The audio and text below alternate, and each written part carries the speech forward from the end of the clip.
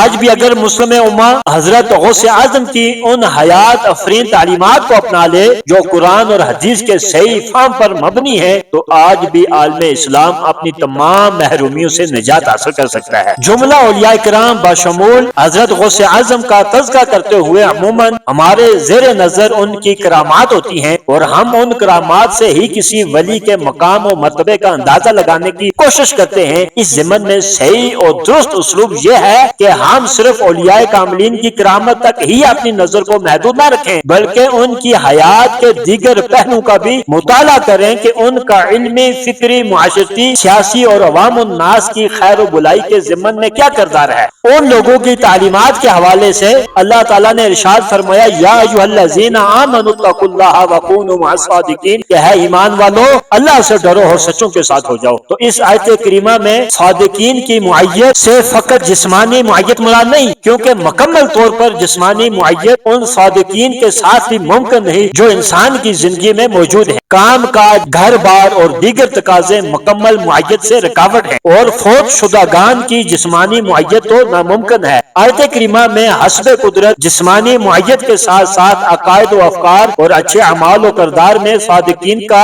اتباع اور موافقت مراد ہے۔ اس آیت مبارکہ کی تفسیر میں امام قرطبی علیہ رحمہ فرماتے ہیں ایکون علی مذہب الصادقین وسبیلہم، یعنی ارشاد باری تعالیٰ کا مفہوم ہے کہ ہے ایمان والو اللہ سے ڈرو اور سچوں کے مذہب اور ان کے طریقے پر قائم ہو جاؤ۔ تو اس تشریح کے مطابق اگر کوئی شخص مغرب میں ہے مگر اس کا نظریہ اور کردار مشرق میں رہنے والے اللہ کے پیارے بندے جیسا ہے اور اس سے محبت اور پیار ہے تو یہ اس کے ساتھ ہے۔ بے شک غوث الثقلین محبوب سبحانی جلیل القدر شخصیات میں سے ہیں جن کی معیت اور پیروی کا اس آیت مبارکہ میں حکم دیا گیا ہے۔ آپ کی تعلیمات اس دور کے فتنوں میں بھی امت کی بہترین رہنمائی کرتی ہیں۔ یاد رکھیں کہ صرف کرامت کا نام ولایت نہیں، کرامت اولیاء اللہ کی زندگی میں ثانوی حیثیت رکھتی ہیں۔ اس کی مثال یہ ہے کہ جب گاڑی تیز رفتاری سے اپنی منزل کی جانب رواں دواں ہو تو اس کے دائیں بائیں یقیناً گرد و غبار، کنکریاں، گھاس پھوس بھی اڑے گی۔ بس اسی طرح اولیاء کی تیز رفتار روحانی طاقت کے دوران دائیں بائیں جو کچھ اڑتا ہے